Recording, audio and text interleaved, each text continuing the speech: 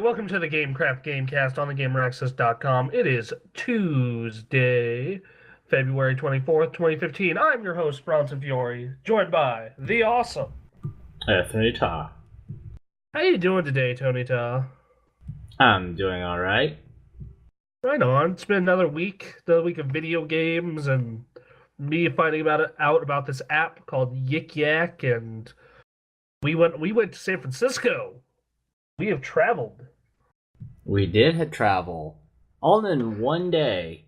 Yeah. Well, sort of 2 days if you count the extra midnight hour. Yeah, but still, like... But yeah, we drove to San Francisco, went to Japantown for... Yeah, we drove to San Francisco, enjoyed the fact that San Francisco doesn't have stupid traffic. It's unbelievable. It's a big city that actually has decent traffic. We went to Japantown for a good 3 hours, then went to the event, and exhaustingly went home through some thick fog. Woo. Yeah.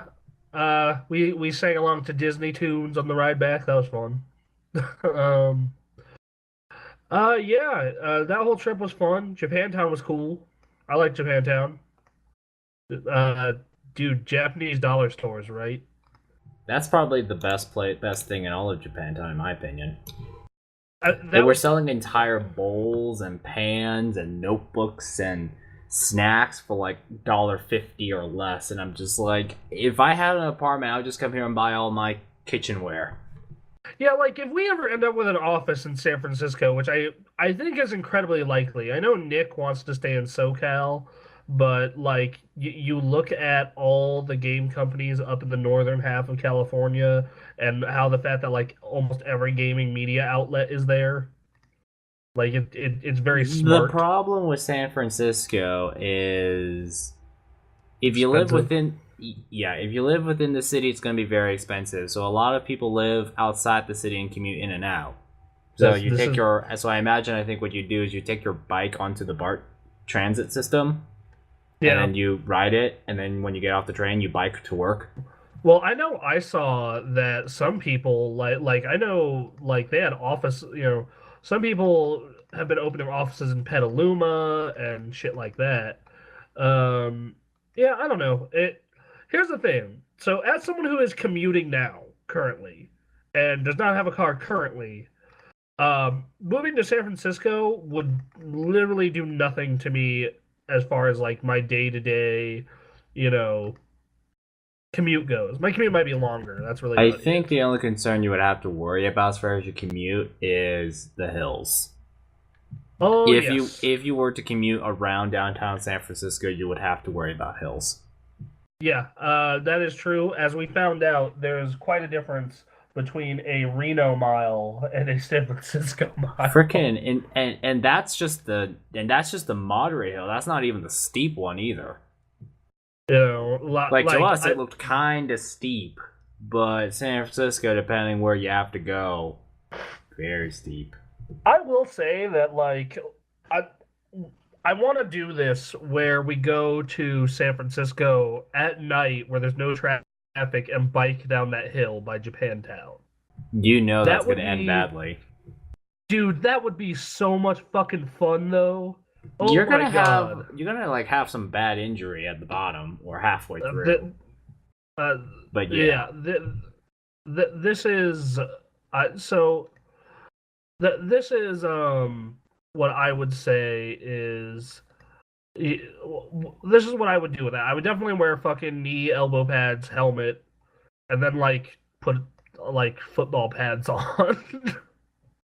Yeah, so I don't know. Let's see what else. What else? I really like that one anime store in Japantown. That was really neat. Like that that was was really expensive. It But was. yeah, because it was like freaking DVD set of the Claymore anime for $45. Ooh. Anime in general is expensive as shit. Well, So, yeah, in like the US, yeah. like, I mean, granted, their prices were a little higher than what I would get on Amazon. But even then, like, I'm going on Amazon right now, and let's see. You know, all right, so one of my favorite animes is Toradora, and I believe if I were to get both volumes of Toradora in English on Blu-ray, it would run me $100. Unless I want the Okay, collect. yeah. Okay, yeah. Which, granted, that's not too horrible for like TV, because I mean that's more expensive than like American television shows, but it's still not like the most ridiculous thing in the world. Yeah, I guess. Well, I mean, like, let's see what a season of Breaking Bad will cost, and there's 5 of those. All right. Okay, so if you want a season of Breaking Bad on Blu-ray, it'll run you about $20. If you want the entire series in a big fucking case with everything in it, We should probably look up at like prices in the UK, or say if you're Japanese and you like American TV. Oh god. Yeah, because the thing here is that anime is not exact. I mean, freaking like in our culture, anime is pretty prevalent. Yeah. But not in the general public. So that's probably why it's so expensive. I think you can get like the original Lord of the Rings trilogy on Blu-ray box set for less than that, maybe even half. I don't know. Best Buy was selling it for like 60 or 80 last I checked. Yeah, I actually found all 3 Lord of the Rings movies in the bargain Blu-ray bin at Walmart, $7 each. Cool. Ooh. Yeah. Yeah, I only have the first and third movies on DVD. First one is in full screen size, weird 4x3 TV thing, and the third movie is actually on widescreen. So I've been throwing around this idea. Okay, so yeah, if you want all 3 Lord of the Rings on Blu-ray in a box set, it's $52. I don't know. That's comparable, in my opinion. Yeah. It's better than all 6 Star Wars, which will run you $90. Yeah. All 8 Harry Potters is cheap though. If you want all 8 Harry Potters, you that's just wait. $60. They're gonna say something about Star Wars unedited, uncut, limited edition. Only 100,000 will ever be sold. Oh my god! And then you can't watch the uncut unless you cough a lot of money. Yeah. Yeah, man. I don't. All right, so yeah, I don't know, man. That like anime is gonna always be expensive. They did have some cool collectible shit. I will say that I really wish that they had that I could hang wall scrolls in my fucking house. So oh yeah. yeah, so for those of you who don't know, haven't been listening to us a while, my house is made of brick. It's an old, brick house. And I have to hang everything with tape or adhesive because you can't pound a nail through a brick. Um, so that means I can't hang wall scrolls, and then like if you tape a wall scroll, it looks like shit. So that was disappointing. Dude, but so many plushies, man. Oh. Wow, all those plushies. Yeah. Well, like just like there was that Teddy plushie, and then there was those Toradora plushies, and yeah. Then we went to that sword shop, which that was fucking awesome. Bought a Oh parasol man, for yeah, Fender. I thought about it because it's like compared to most of the stuff in Japantown, which is really expensive. I was like looking at really detailed, awesome designed knives for like $16, and I'm just like, ooh, I'm tempted, but I didn't buy one. Definitely something to check out if we ever go back there. Yeah. Yeah, we'll probably be back. I mean, if we really wanted to, we could cover GDC. It's in a month. I'm saying if we really wanted to. Yeah, we'll see. I'm not saying hey, let's go cover GDC. But yeah. All right, so other things about Japantown that I like. Well, that dollar store keeps coming up to mind. I bought a pack of gum for like I bought like freaking 8 packs of gum for like $1. Also found some shrimp chips because that's some of the most awesome snacks ever. Yeah, I bought a lot of Pocky. Pocky, a box of Pocky. It's like $1 or $1.50. Yeah, it was $1.75, and I bought 4 boxes. You can buy notebooks for $1, and they would have little designs of them too. What else? I mean, friggin', it's amazing. It's like the best place in all of Japantown. Crazy enough. It was cool. It was really cool. I did like how they had how some of the apartments and houses were styled in, like a Japanese city. Yeah, that was neat. But you didn't see many of them though. Japantown is very, very small, and it's like I think the biggest Japantown too. Which, one thing I do regret is like we were going to that press event, so I didn't want to spend too much money on food. But holy shit! Next time we go to Japantown, I'm gonna bring like $80 just to eat. Like, yeah, just go into one of the restaurants. Just go into multiple restaurants. Just actually, that's the thing you notice about when you go into Asian malls in general. I noticed is food everywhere.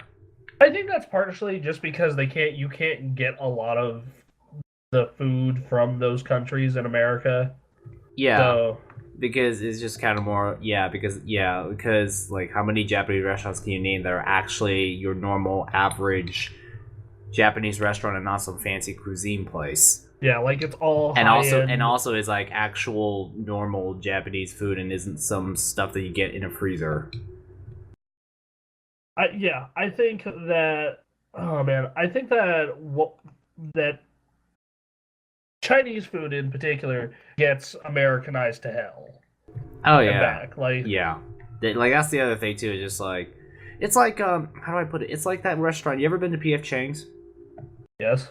I just didn't like that place at all because like I've had lots of actual real Chinese food before, and I've looked at that place and I'm like, it doesn't taste good here. So I have been to real Chinese restaurants and like Americanized Chinese restaurants. And I'll be honest, I prefer Americanized Chinese food. I don't like traditional Chinese food.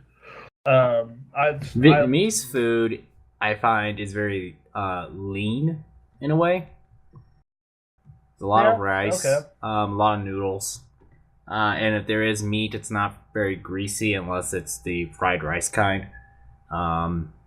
It's just like Vietnamese food, pretty lean. All right, we need to move this conversation on because I kind of want to go to Egg Roll King now, and they're closed. Well, they close in 49 minutes. I know we won't finish our podcast in 30 minutes, so I can get dressed. All right, well, we can always hit the "let's run out of things to talk about" button. You hope you enjoyed this 10-minute podcast, everyone. Yep, because we don't have much to talk about because there isn't much in the way of news except stuff we heard from the NIS event. We might as well get to that. Yeah, let's talk about that. They unveiled a couple of games. Yeah, like some of the games they showed were really cool. Some of them were, less interesting after playing them. I don't know. What was your thoughts? I'm curious. My thoughts of the games I saw, Danganronpa. I don't really have an opinion. Operation Abyss. I think they also had that, right? Yeah, they did. Didn't really have an opinion. We didn't get to play that though because we just wanted to get footage and get the hell out. Yeah, it was running late and the event was closing in 30 minutes and we had to leave the city before it got too late. So let me tell you, driving while struggling to stay awake in the mountains when it's dark and there's no cars around you because it's midnight is kind of scary. In the mountains at night. Let me tell you, is when you're in the mountains at night and you just really want to get home and you're feeling tired, 30 miles feels like forever. I tried to stay up, man, but I was Dude, I was driving. If I closed my eyes, freaking, it's the mountains. It's not like you can just drive straight. You just hit a guardrail. But, yeah. So, games that I played in NES that looked interesting. Or I didn't play, or seen. Danganronpa, no opinion. Operation Abyss, no opinion. Disgaea actually looks good. It actually looks like a game that they know how to make. Which is pretty cool and all. The dude that we interviewed for that, he's like the producer and freaking president of NIS. He had a lot to say about his game, which is pretty darn awesome. Other game I looked at that I initially had interest in, but then was worried was Rodea Sky Soldier, I think it's called. Yeah. There's a Wii U and a 3DS version. Obviously, the trailer showed the Wii U footage, which actually looked decent. But what they actually had, the demo, was the 3DS version, and I have some serious concerns with that build. It controlled very rough. It was very rough. The camera spazzed out in random directions, and it's not. I didn't feel like I could understand the controls quickly enough. I think maybe if there's a full version out and you get the hang of it, maybe then. But it's a development build. Like, the thing that we kind of have to keep in mind whenever we play games like that is, like, yeah, they're very, very rough, but we kind of understand that's still a development build or an old build from maybe a month ago or something like that. Like, Nick talks a lot about how Drive Club, he first played Drive Club, didn't feel very good about it. They delayed it for a year, Drive Club got better. And then it got better until, well, the online didn't work. There's stuff like that. And then Nick says, the order is better now than it was at last E3. So, that's just something we keep in mind. For all I know, they could, fix the game, the camera wouldn't spaz out, the controls are easier to understand. It actually looks like a decent 3DS game instead of some strange pixelated N64 game. There's a lot that can change.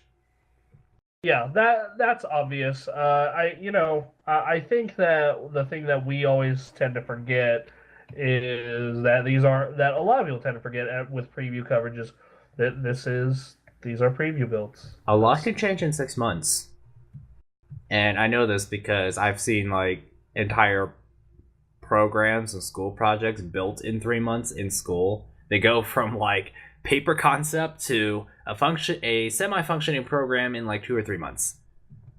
And, I freaking me and a dude we freaking made a Demolition Derby game in a course of 2 months. It was a functional Demolition Derby game, and at the beginning you had nothing more than a track with some barriers on it and cars that made no sense, and we had no controller support. And at the end, we freaking hooked up an Xbox controller.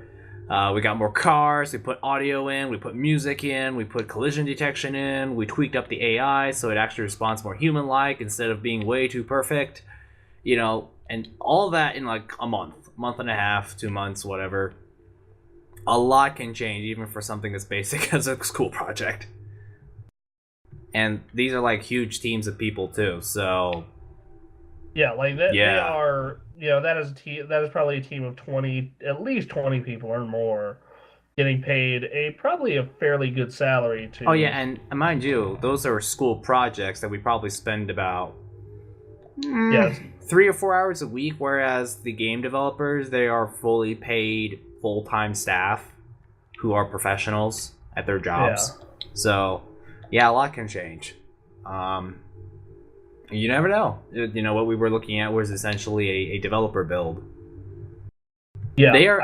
I know for sure that they are aware that the camera needs help and the controls feel clunky and that it's hard to aim where you're flying and that kind of stuff. This guy, I think, is already out in Japan, so that game's pretty much finished. No, that game's not out yet. It's coming out.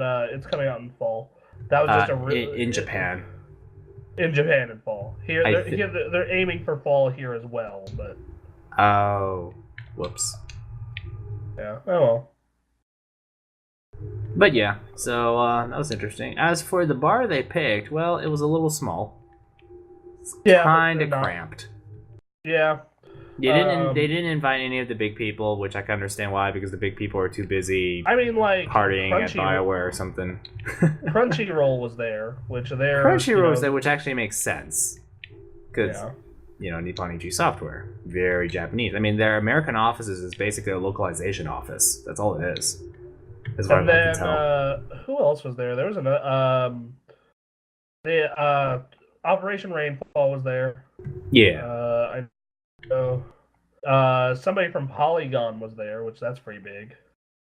So I don't know. Like I said, it wasn't like it wasn't like E3 this isn't where, like this isn't E3 and this isn't like BioWare throwing a party. Yeah. This is, but and the interesting thing I think for both me and Bronson was that when we were there, it was a bar, so you could have all the drinks you wanted. But Bronson and I, we didn't take a single sip of alcohol at all. We just ate food and had soda, and that's it. Yeah, like realistically, I could have, but I was like, nah, I'm good. For me, I had to drive, so yeah. Yeah. Even if I had one sip at the beginning, I didn't want to take that chance.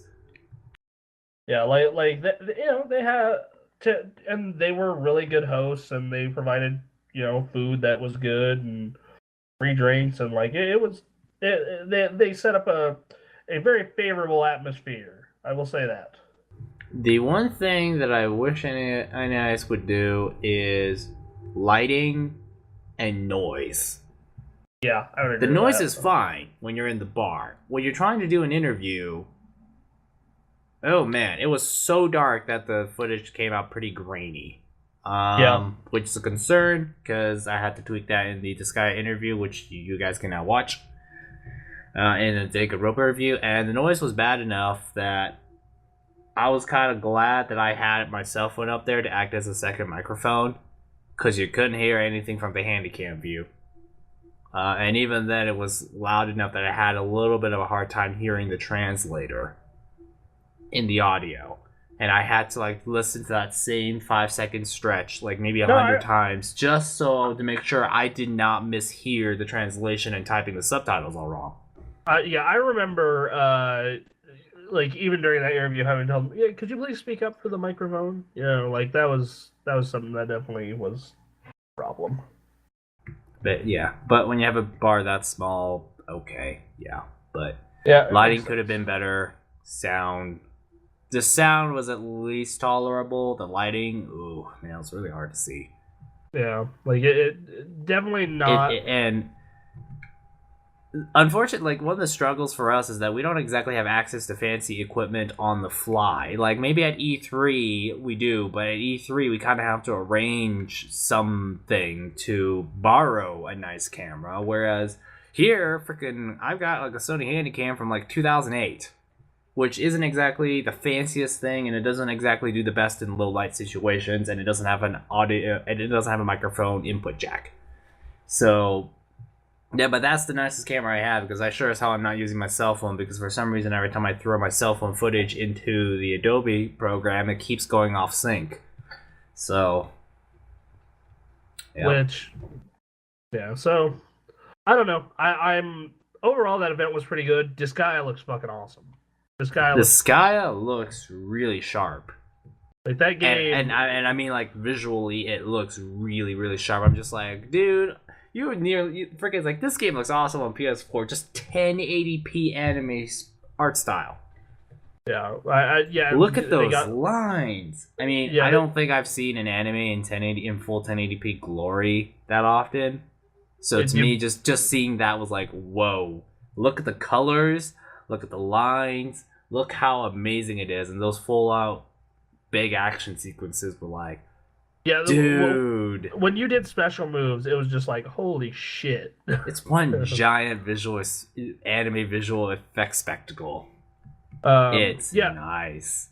Like I watch a lot of anime, and I've been on Netflix. I get to watch a good amount in HD, but even then, that stuff still has to be scaled correct. Scaled a bit because of its because of how it is. Fucking dude, holy shit! Like that game looks beautiful. It hopefully the strategy RPG bits are as good as the other games. I'm looking forward to playing it. Cool. So yeah, we went to that. We played Smash while we were waiting. So we were like the only. No, this is the thing because that Bronson and I we showed up to the door like 40 minutes early. An hour early. Yeah, we wanted to be there before it got dark, and well, we kind of wanted to sit down because in the bar it's not like we had seating in the bar. Yeah. So we went outside, and it was a good thing we brought our 3DSs because we're like, well, yeah, let's play some Smash. And we were the only ones out of everyone there that was at the line at the time that had a 3DS. I mean, that had Smash. I think there were a couple of people like playing other games on portable consoles, but I know we were definitely the only ones doing Smash. Yeah, because I was street passing with I was definitely street passing more than 8 people who had 3DSs. Yeah. But I mean, I think we got a couple of street passes in Japantown though. That's yeah. Which, by the way, going to Japan, that was kind of funny because we crested over the hill. We weren't sure we were there yet. And all of a sudden, I look around the corner, and all of a sudden, I kind of felt like I was in a slightly different world. Yeah, no, that was really funny. How we were just like, oh, I wonder when we get there. It's like I see a sign that says Japantown, and then I turn around the corner, and I'm like, whoa, okay, yeah, can't read anything here. Yeah, no, you can't read anything. You get to see like Japanese architecture. Like it was a little bit of it. A little bit. It was like Japantown's really small. It isn't like full out 100% Japanese. You can kind of tell it's fading a little bit, I guess. I mean, the only tall building in that entire area was the hotel. Yeah. And their peace statue thing, I think that's what it's called. Yeah, I believe that would be correct. Yeah, so that was a dream. Japantown is also really small because this giant mall takes up like 2 or 3 blocks already. Yeah. So there's not much, but lots of food, lots of stores. I ate so much I ate a lot of Pocky when I was there, and I ate even more when I got home. So I was so stoked about the bag of shrimp chips I bought. Dude, I love shrimp chips. I don't think you would really get those, like, unless you know. You usually, but I mean, I'm pretty sure you could buy it in some places, but they're usually only found in like Asian supermarkets. Yeah. Like obviously, like whenever I'm like in Sacramento and buy food in Sacramento, I just want to look for the shrimp chips in the Asian stores. Also that Yan Yan thing, that's a Singapore thing, but it's like, oh yes, you take these little cookie sticks and you dip them in strawberry I forgot what you call it. It's not pudding. I don't know, strawberry dip. Yeah, you put it in strawberry dip and that was so nice. And then Mirakawa chewing gum. I know the flavor dies in 10 seconds, but man, that gum tastes awesome. And I think I had sugar overload or something after chewing that whole pack in one afternoon, I think. And I didn't spend more than $6. I think I spent like between souvenirs for people and other stuff like that. I ended up with I think I spent like a solid $25. which isn't bad. Also, recyclable paper bag, 20 cents. Yeah, no, that is part of San Francisco. They ask you, would you like a bag? And I said yes, and that was a 20-cent charge. It's like, well, yeah, it's a 10-cent tax, but that store for whatever reason charges 20. So. Oh, okay. Yeah, it's for the paper bag. A reusable bag, I think, is more, but obviously it's a one-time fee. You can just bring the bag in and use it yourself. Yeah, I was just like, fuck that. I have a messenger bag. I'm not playing your game. When they said, would you like a bag, I thought they meant a plastic bag, which would have fit in my backpack better, but no, it was a straight-up paper bag, and I'm like, oh, Yeah. But it was a bit overkill for what I bought, because it wasn't like what I was buying was that big. But yeah, that store is freaking awesome. Anyway, it would be evil because every day it's just like, so I'm gonna buy $5. No, $10. Ooh, look at all the stuff I could buy for $10. I'm gonna buy so much Pocky that I vomit everywhere. This sounds fun. But anyways, the NIS press event. Yeah, it was alright. The food, man, the food was really interesting. It was seasoned way too much, in my opinion. Yeah, and I'm the opposite. But that's just personal taste. Like, I like my foods more plain. Like, for example, when I go out and eat burgers, I just say, yeah, I just want the spread only. I don't want any veggies on it. I just want meat, bun, and maybe cheese if the cheese is right, and the spread. That's it. But I'm not a person who's for heavily seasoned foods. For me, it depends on what it is. Like, I will, I think it depends on what it is for me. Like, burgers, I agree with you. I just want cheese and spread. But in the case of like a steak, like I want peppercorns and fucking sauce and all kinds of good shit. Chicken's the same way. Like I want my chicken just covered in fucking buffalo sauce and barbecue sauce and everything. I don't know. Personal taste, obviously. Yeah. I actually went out to eat recently with my tax return. I took my mom and a friend out, and we went to Cheesecake Factory. And first off, if you actually want to go there and not spend a whole ton of money, go during lunch because the meals are cheaper. And two, they had this buffalo. It was like a buffalo burger. Not like the meat was buffalo, but it was like, it had buffalo sauce on it and blue cheese, and it was fucking delicious. Yeah. Cool. Yeah, and then I don't know, Anthony. We need to go there when I can afford it again. Yeah. Which will probably be like end of March. So I remember we tried to go there for your birthday, and well, the Cheesecake Factory had just opened. It was like 8 p.m. and there was still a line. Yeah, it was. I think they told us 2 or 3 hour wait, and we're like, fuck that. So by the time we get in, they would have almost closed. Which and then I don't want to be those assholes. Like I always feel guilty when I go to a restaurant. I'm just like, oh hey, we're catching you like 10 minutes before closing. Fuck you. So like that. Like I always feel bad about that. Like as someone who works a job that is very dependent upon time when it comes to like when I get out of work. I always hate it when they're like, "Oh yeah, fucking the client wants an extra, blah blah blah number. You're here for an extra 1 billion hours, or what feels like 1 billion goddamn hours." So yeah, I definitely try to avoid doing that. Sometimes I can't help it. Like sometimes I just fucking want food, and I'll do anything to get it.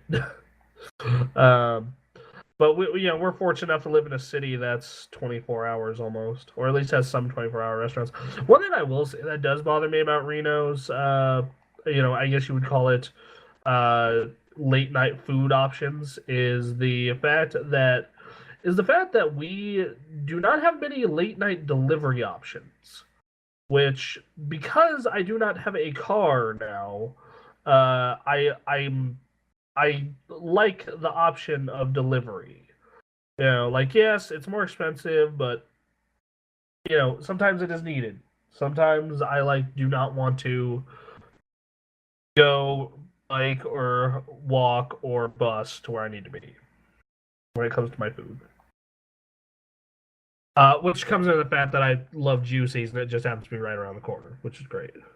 Great. So yeah. Anyway, let's talk about the games we've been playing. Games that we have been playing, I have gotten to World 5 in Super Mario Galaxy 2. Right on. We kind of talked about that game quite a bit, so I'm gonna... Alright, that's good progress in that. I really haven't done much either. Like, I started Scream Ride, and I can't really say much because it's embargoed. And, I've been playing a lot of Animal Crossing on my commute, and a lot of Smash. But like nothing's really being like, God damn it, I want to play that until recently. So today, hours before this podcast, I got home and my new 3DS XL was in the mail. And right as the podcast started, I got done with the transfer process, which takes a fucking eternity. And not only does it take an eternity, mind you, it also is unneeded, like is very cumbersome. And one thing that I want to point out is getting a new SD card in this thing is fucking horrible. It is the worst. So you have to unscrew the back, and like that's not really the worst thing in the world. Like, oh, okay, I have to, unscrew the back. But like the way it's set up is you have to like pry it off, and I know every time I have to take that back off, I feel like I'm gonna snap it in half. And I'm just like, yeah, and I have the special edition Majora's ones, and I'm like, oh god, I cannot. If I break this, I'm gonna be so fucking mad. I will not be able to see straight. Thankfully, I did it with no problems and put the 16 gig in, and it was all fine. Nintendo has continued their tradition of having system transfers involve Pikmin. They carry all your files from one SD card to the next. That's really slow and inefficient. Yeah, I wouldn't use Pikmin, I would use people. Yeah, the Pikmin are really fucking lazy. They're fucking just... They're walking. To be honest, they're useless without some whistle dude telling them to do things. Screaming a whistle at them, yeah. Yeah. But, so Pikmin, bad idea. Yeah. What you need are citizens from the Wonderful 100. Yeah, that I'm sure that would be so helpful. Oh.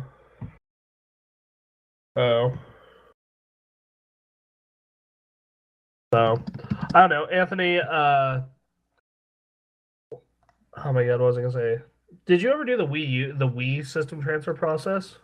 Nope, never did. All my Wii stuff is still on my Wii.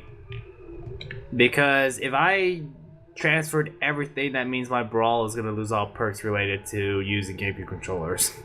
I mean, I understand that, the new Smash uses GameCube controllers if you can find yourself an adapter. But at the time, I did not transfer anything to my Wii U because, like, if I do this, Brawl cannot use GameCube controllers anymore. Unless I start a new file.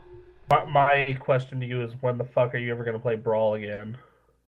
I don't know. I mean, the new Smash is better than Brawl.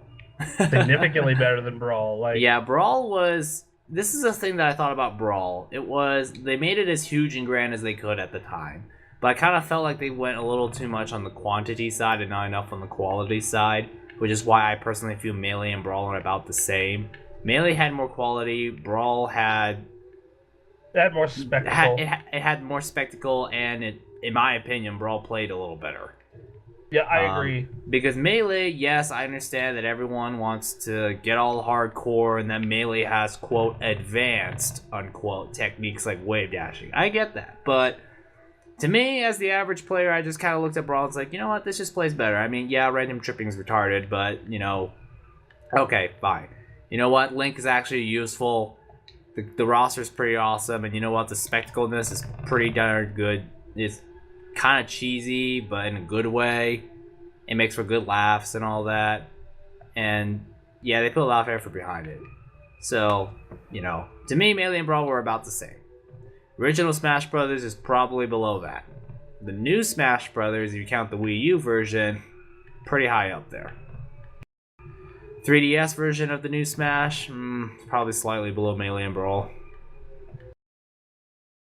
Yeah, that's my general opinion. I would so say far. that I would kind of agree with that, but having it portable is so nice. Like it is nice. Like just look at us playing it in San Francisco. We burned up 40 minutes like it was nothing. Yeah, that oh my god, some of our fights were fucking epic too. Um, No, so I've only gotten a little bit of time with the new 3DS, but I love the bigger screen. Like just playing everything feels so much better. The system itself is beautiful. I'm so glad I held out for the Majora's Mask one. I'm gonna get more into Majora, and yeah, that's um. Oh, so yeah, I don't know. Anyway, I guess we should move on to the news. Have you got anything from that? Obviously, other than the NIS stuff. News. Well, the only one I can really think of off the top of my head is this is a little overdue, but hey Bronson, that precious GeForce 970 that's such a great value and runs so fast and all. Yeah. Nvidia's getting hit by a lawsuit because of things related to the 970. What happened was is that a few weeks back, some people found out that 4 gigabytes you had was probably not 4 gigabytes. It was actually 3.5. And then that started this whole mess of, there are people who say, well, it doesn't matter because it still runs amazingly fast. And there are others that are like, well, it does matter because that's false advertising for you to claim 4 gigabytes when you don't have it. It's like buying a 16 gig memory set and you only get 15. It's a similar story with hard drives, except hard drives actually got sued and then they had to put a disclaimer saying, when we say 500 gigabytes, we mean 500 billion bytes, not 2 to the whatever power the engineers actually use, which is why Windows always reports a smaller number or something. And no, it has nothing to do with the fact that your system reserves some space, although it does, probably not as much as you think. So, and then NVIDIA just kind of came out and said, yeah, it's actually 3.5 gigabytes is on the high speed lane, and the final 500 megabytes is on the low speed lane. And apparently they still got hit with a lawsuit for that. So personally, that was something that kind of happened. It's a little complicated. I probably got a couple things wrong, but basically the 970 is not as glorious as everyone made it out to be. I'm just waiting until this stuff clears up. If I'm really thinking about 970, I'm just gonna wait till for the whole 1070. I could wait till the 1070. I could just buy a 960 and save money, because if I buy a 970, I'm probably gonna have to upgrade my power supply. And not to mention, if I'm gonna think about it, I'm just gonna wait till this mess clears up. Again, it is. One side says it doesn't matter because the 970 still runs really fast, but the other side says, well, they said 4 gigabytes, but we're not getting all 4 gigabytes on high speed. It's,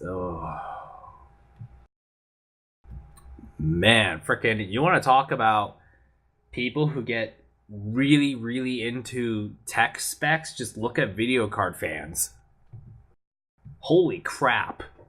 Freaking people are like saying the memory bus of the 960 is so restricted despite the fact that it actually has reasonable frame rates, but people are like freaking out that the memory bus like slows it down, and I'm just like, what is going on here?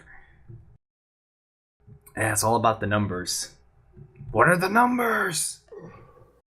That's what it feels like sometimes talking to video card fans these days. How many bits does it have? How much memory does it have? How many stream processors is this? It's like, holy crap. Here's my thing. Will it play games on like high to max settings for the next 2 to 3 years? Yes. Okay, yes. That's the one I'm buying. Okay. Great. Well, would you like to have a 500 gigabyte hard drive that only gives you 400? That's a very different conversation. Yeah, okay. That's the problem. It's like that again. That goes back to the point of there are people that say, "Oh, it doesn't matter. It still runs amazingly fast," and then other people say, "Then why call it 4 gigabytes if you only get 3.5 ish?" That's on the proper. I don't know. It's complicated. I just want the mess to clear out. All right. Well, the next piece of news is the Vita turns 3 years old this week. Whoa. And whoa.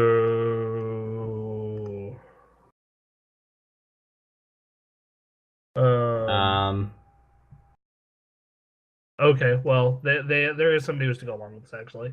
Sony is having a sale, 70% off the following games for normal users, and up to 80% off for PlayStation Plus subscribers.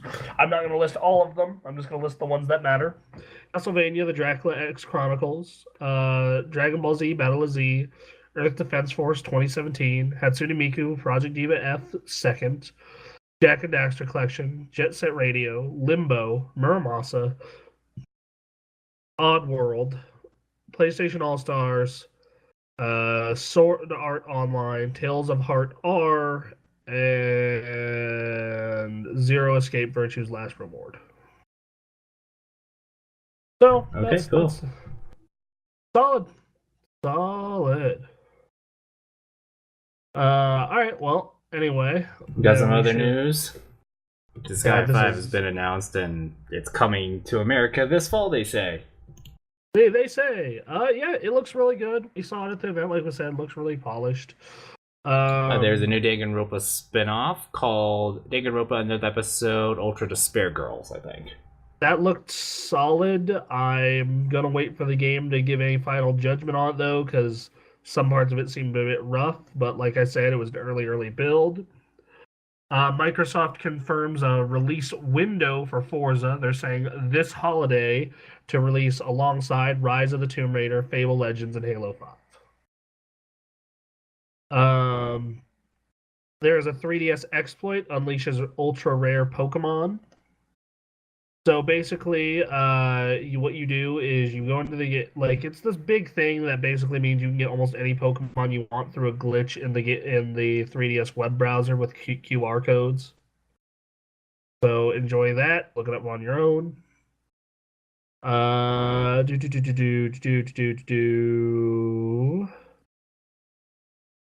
the Order 1886 continues to get wildly different reviews. Ooh. Some people say it's a 6, some people say it's a 10, some people say it's a 9, some people say it's a 5. That sounds like another Drive Club right there. Because Drive Club is like you either like it or really don't like it. Like I said, I won't know until tomorrow. I might play it tonight, depending on how I gotta eat and whatnot. But I might play it tonight. I just got Majora's Mask also. Yeah, it looks.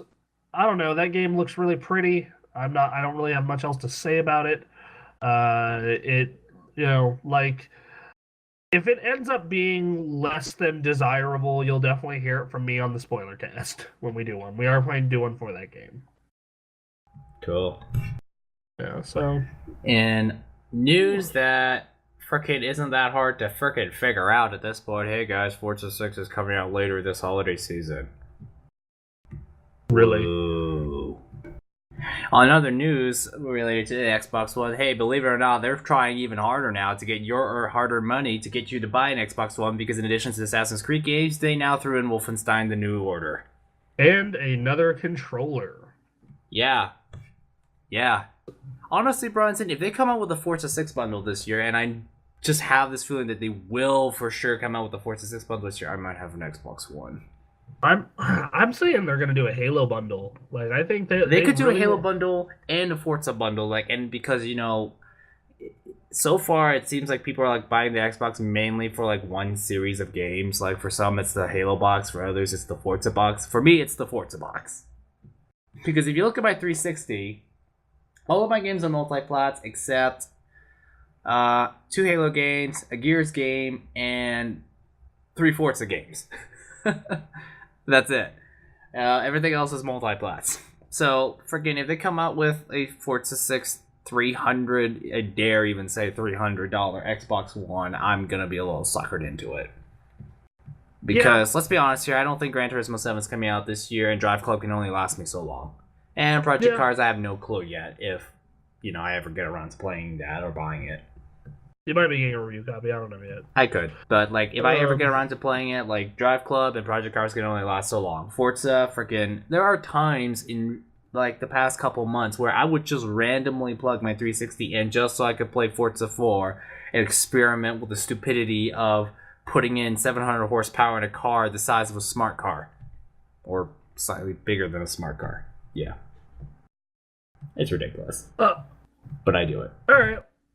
Well, that's pretty much all the news we have. I know I've been watching a new anime. Like, the anime itself is not new, but it is new to me. It is called My Bride is a Mermaid. Okay. It is fucking weird. It's a comedy, and it is so fucking weird, man. I could already just tell from the title. My bride is a mermaid.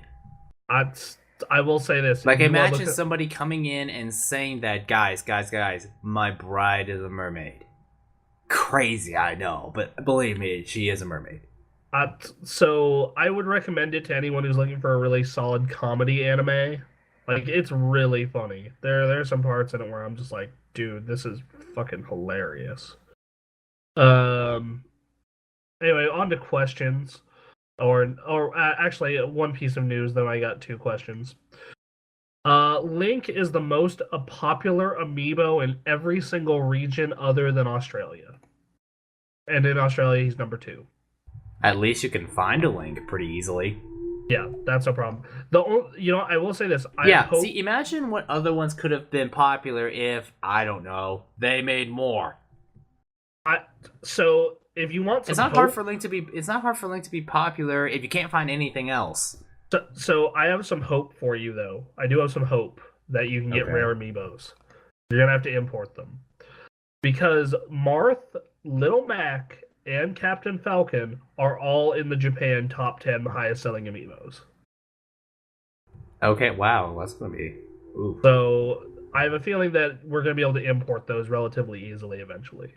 I mean, at least Japan has Mars in stock. You can get one for like $20 or $30, which is still pretty expensive, but hey, it has to go halfway across the ocean. These things are fucking Happy Meal toys. Well, they're Happy Meal toys with some electronics in them, yes.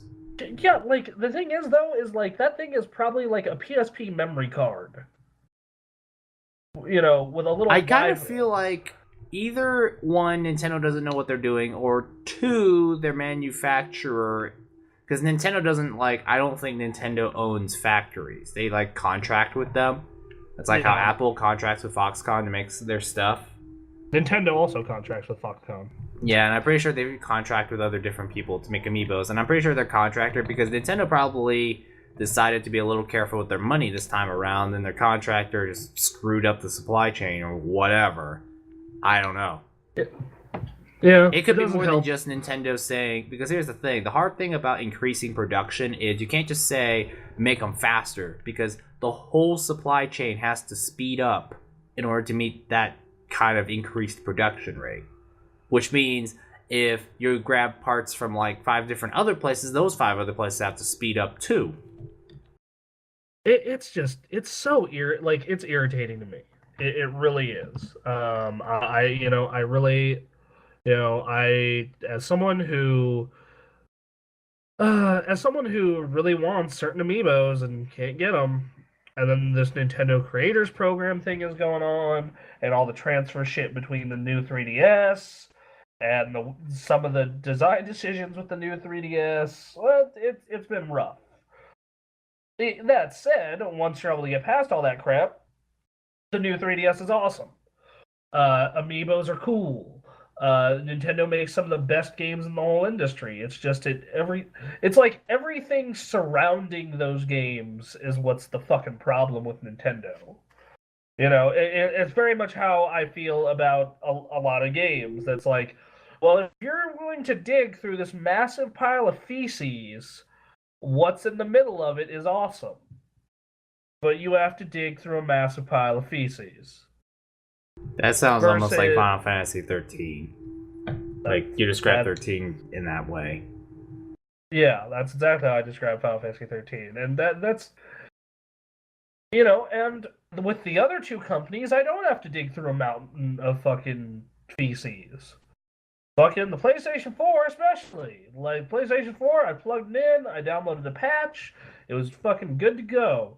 Uses laptop hard drives. It's easy to install a laptop hard drive.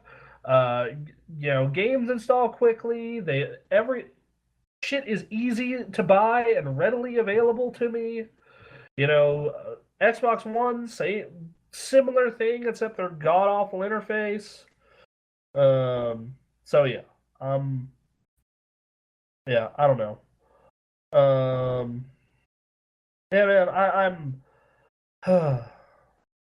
yeah, I don't know, man. It's Nintendo is always just the most frustrating company, and they always are going to be because I want them to do well. I have a long-standing connection with Nintendo. I love their games. I think that the Nintendo EAD is one of the most fucking talented developers in the world. Um, but they make a lot of frustrating decisions.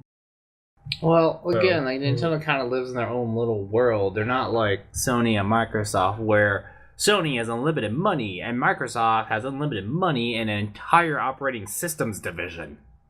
I don't know, man. Sony doesn't really have unlimited money. They're kind of actually the only thing that's kind of propping. Okay, maybe I said that wrong because at the time of the PS4 coming out, they didn't have unlimited money at all. They were actually losing colossal amounts of money and scaring people. The only thing that is keeping them like afloat is PlayStation.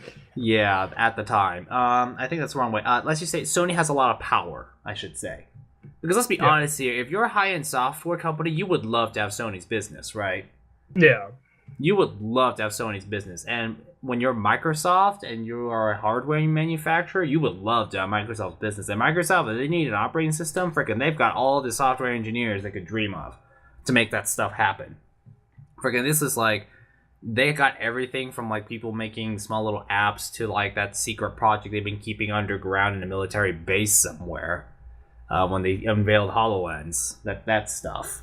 Nintendo, I always argue this point. I just kind of feel like Nintendo has to do their own path because they can't really directly 100% compete against Sony and Microsoft because, yes, Nintendo has a giant piggy bank.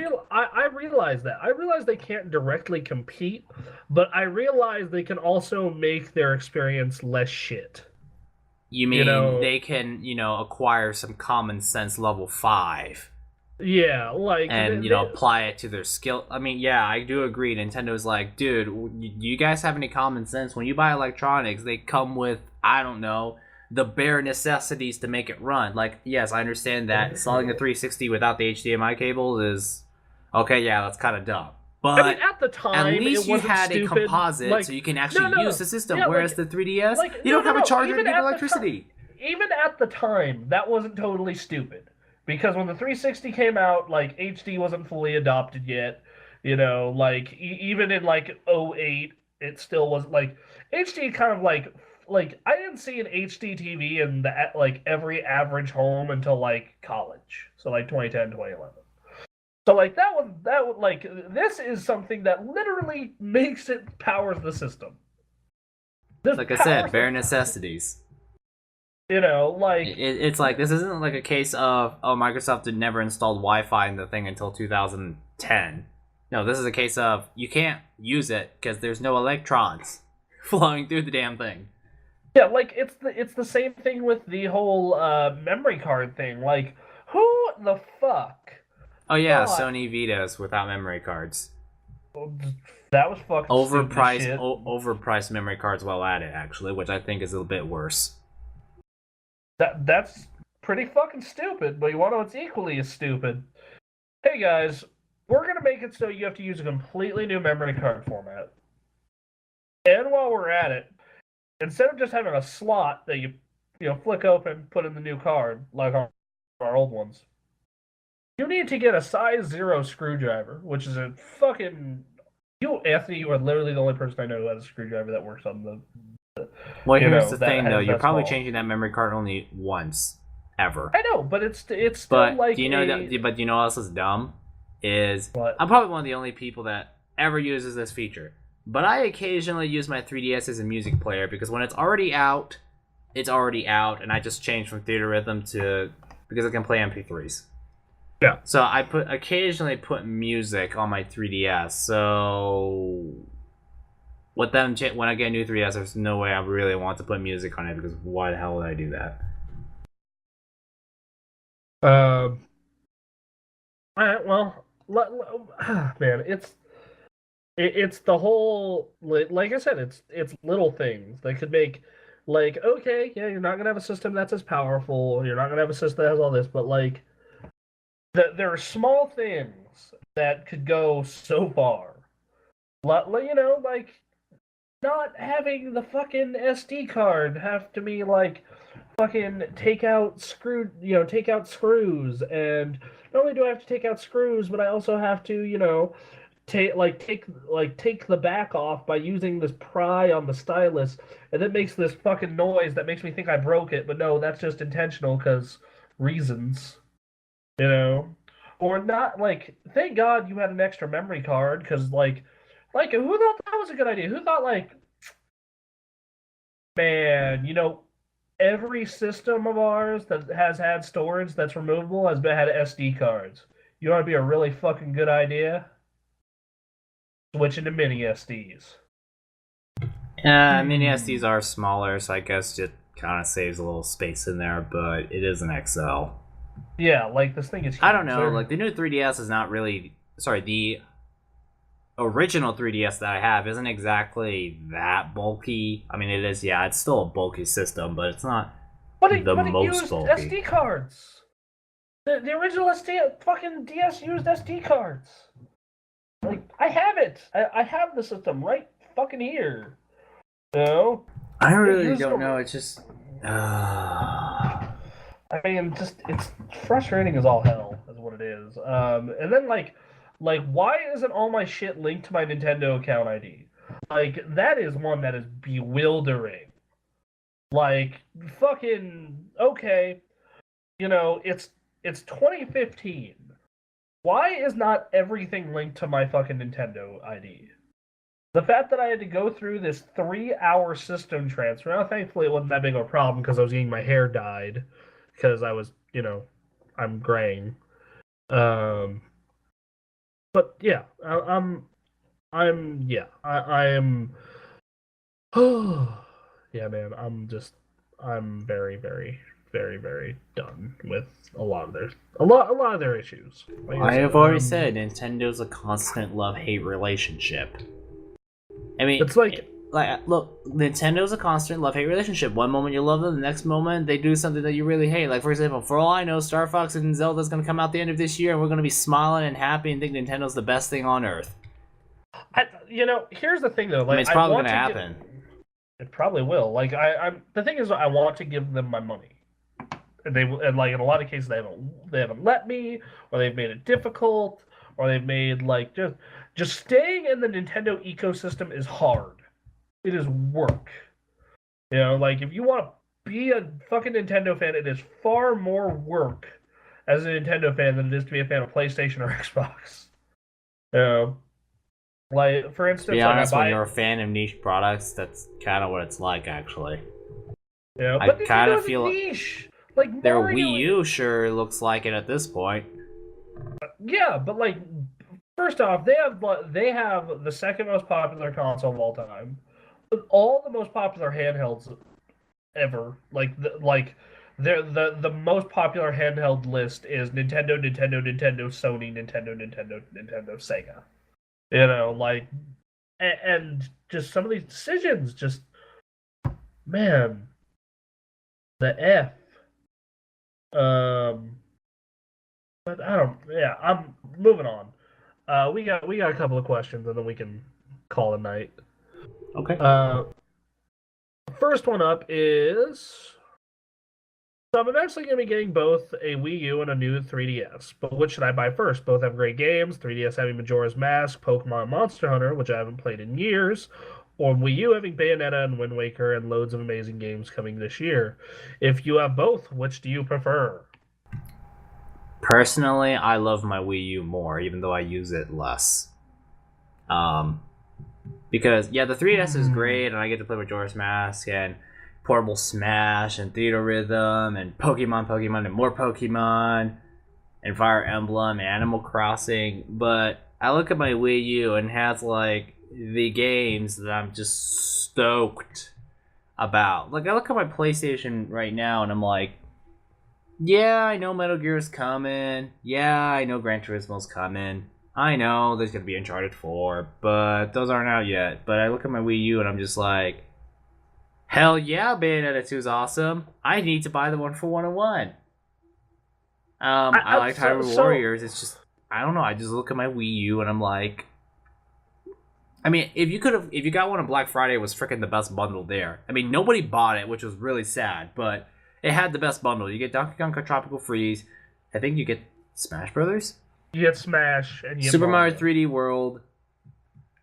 It was like the best bundle. It was like the best games. And well, nobody bought it because it's a Wii U. So this is hard for me because you're definitely gonna get a lot more use out of the 3DS. Like just due to the fact that it's portable, due to the fact that it constantly has releases coming out on it. That said, the Wii U is that system that you're gonna get a game about once every 6 months, but that game is gonna be fucking awesome. You know, you're gonna get a game once every 6 months. And it's gonna be fucking awesome.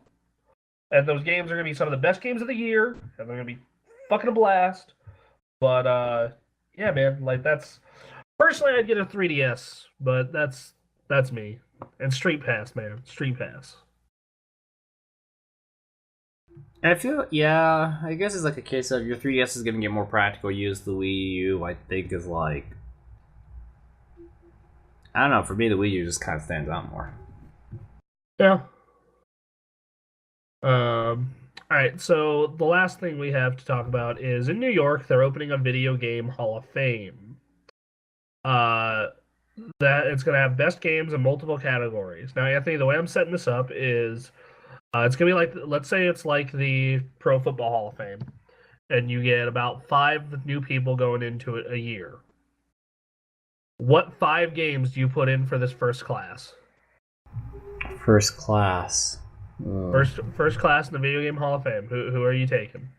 I know I feel like I want to say some Atari 2600 game, but I can't figure out what it is. Pong? Pong. Oh yeah, Pong. For the Magnavox Odyssey? Yeah. Well, I would say probably for its significance as being probably the first or maybe the second. Just kind of, I mean, Pong today is but as far as historical significance, you need to talk. I think that's part of being in this.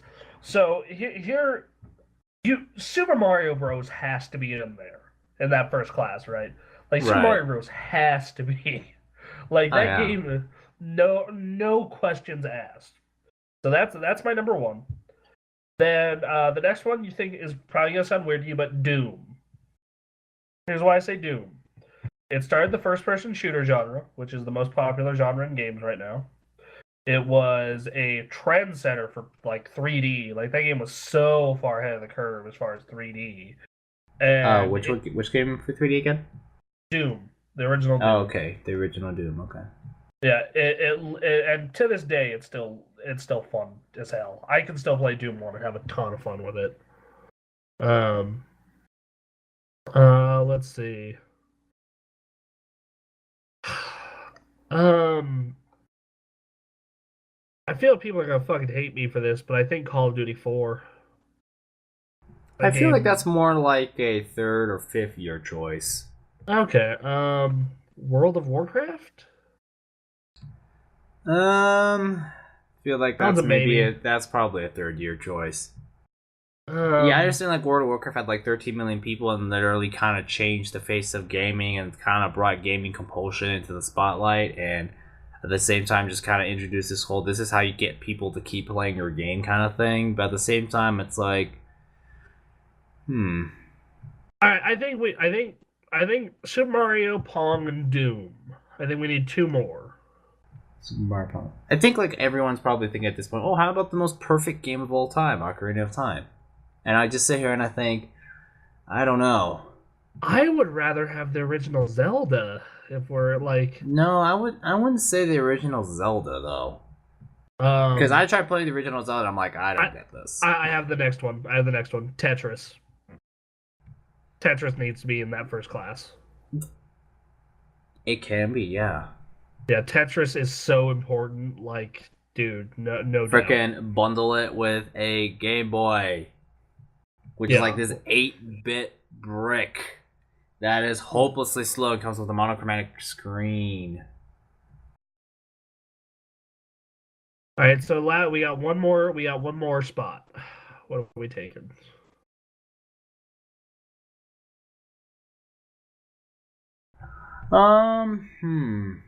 Half-Life? Street Fighter? No. Metal Gear. The first Metal Gear Solid. No. I'm sitting here and I'm like running games through my head. The first Final Fantasy? No. Probably not that good, is it? I mean, if you're gonna do that, then you want to go Dragon Quest. If we're gonna be like games that brought JRPGs to America, like Dragon Quest would be the one that did it. Speaking of which, somebody's gonna say Final Fantasy VII, and I'm gonna be like, and I'm gonna fucking stab them. That's what's gonna happen. Yeah, it's just like, I think The Last of Us is still too fresh. Too new. Yeah, it's still too fresh because not enough time has passed it, because these games kind of have to either be like industry redefining or it hasn't aged a bit. Pokemon Red? I could see their Pokemon Red Blue. That would be an option. Because those things literally made the Game Boy even bigger. Yeah, I think. And literally, the games to this day are still games that sell a Nintendo portable system. Hold on, I'm gonna pull up a greatest games of all time list. Alright, let's see what we got here. We need one more. The first Gran Turismo is probably a 4th or 6th year thing. Yeah, that's like a year. Because 6, like Gran Turismo literally like seriously brought cars to games in a really, really big way. So much to the point where Gran Turismo is a part of car culture. They literally can just walk up to a studio and say, "We want to design this concept car with you guys," and they'll do it. But yeah, that's probably a 4th or 6th year thing. I got a couple of ones I'm gonna throw at you. Portal. Maybe a bit too fresh. Shadow of the Colossus. Probably too niche. Well, it doesn't matter if it's niche. Just has to. I know, but it's just like I sit there and I'm like, I played Shadow of the Colossus and I just didn't get it. Super Metroid. Maybe. Chrono Trigger. Tempting. All right, we already talked to Ocarina of Time.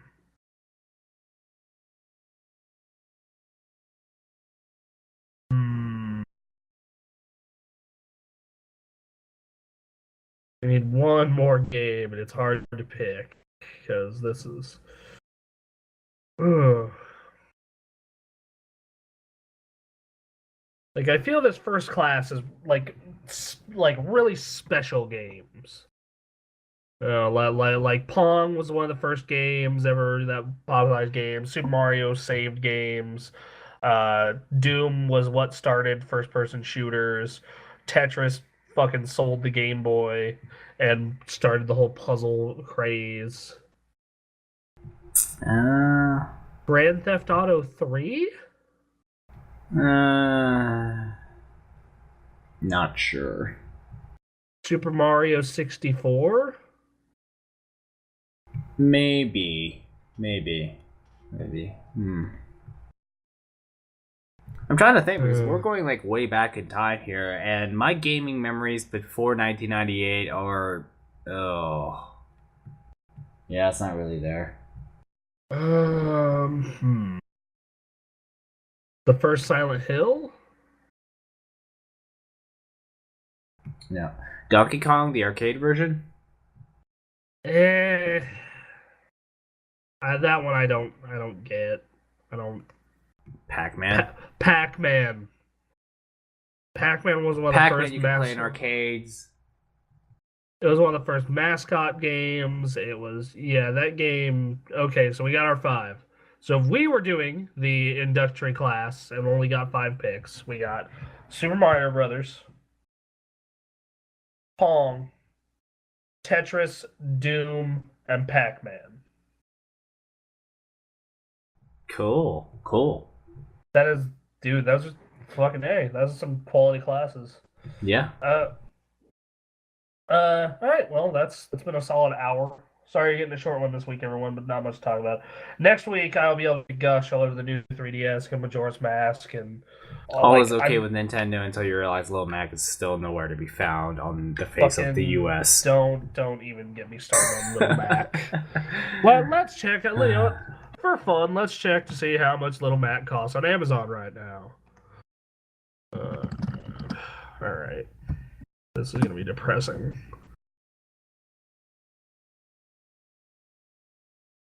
And this doesn't even list it as new. It just says used and new, $43 to $70. Oh, yeah. Damn. So, oh, by the way, I thought, speaking of I wanted to talk to you about this idea, and we might as well get fan opinions on it if they listen. Okay. All right, so I'm currently working on several mini-series ideas. Because I like doing mini-series because we don't have to constantly do them for all eternity. And one that I thought of was having John Macaluso, our Little Mac, play through Punch-Out. Maybe, yeah. Yeah, that's... And I was thinking before we even film it, we'll do a training montage of him like running upstairs and shit. I've got the idea in my head already. Yeah. To set the Punch-Out music. Yep. You could be his trainer. Yeah. Being all strangely creepy. Being creepy and eating candy bars. That's what I'm best at. Looking creepy, eating candy bars, and training our own Little Mac. Making him wear a pink sweatsuit for whatever reason. Yeah, why not?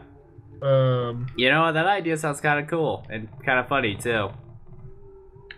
All right. So, all right. Well, anyway, we'll talk about that more in the future.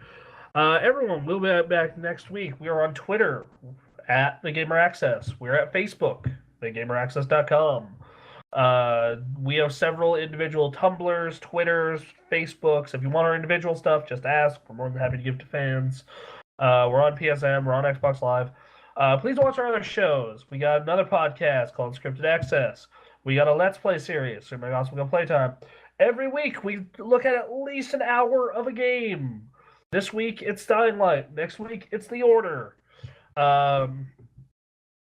Let's see, what else do we do? We have a stream. We do a weekly stream. We do streams throughout the week, but we have one scheduled for sure weekly stream.